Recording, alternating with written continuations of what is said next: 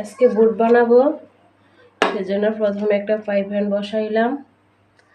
এখনো চুলা চালু করি নাই, চুলা চালু করতেছি।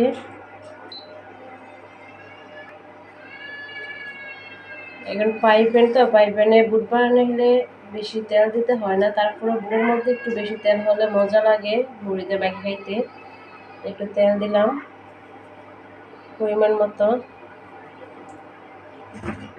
তারপরে দিয়ে দিলাম পেঁয়াজ। পেঁয়াজটা একটু বেশি দিছি, বুট মানির মধ্যে পেঁয়াজ বেশি দিলে একটু ভালো লাগে।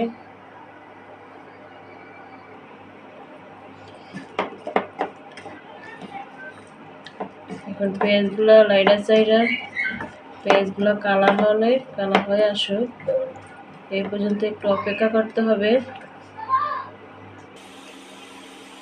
এখন আমার পেঁয়াজটা যে কালার হয়ে আসছে, এখন আমি এর সাথে অ্যাড করে দেব মশলা।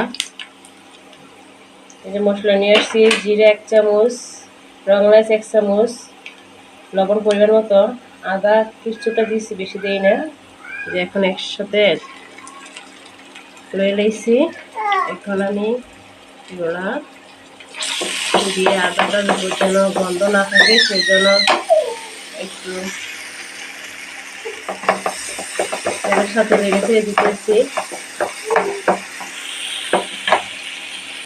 তার সাথে দিব হালকা হলুদের গুঁড়া,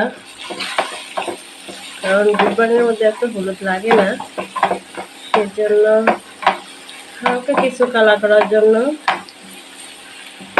হলুদ মেশালাম। এখন অ্যাড করবো পানি। এই যে মশলাটা কষানোর জন্য পানি দিলাম। এখন মশলাটা কষাবো কিছুক্ষণ, তারপরে এর সাথে মেশাবো বুট।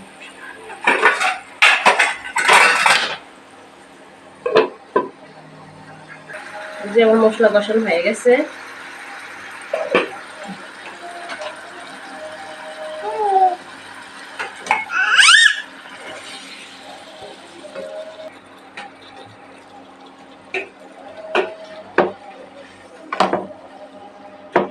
আগে থেকে সিদ্ধ করা ছিল বুটগুলা, এখন দিয়ে দিচ্ছি। বুট আলু আগে থেকে সিদ্ধ করা ছিল, এখন মশলার সাথে দিয়ে দিচ্ছি।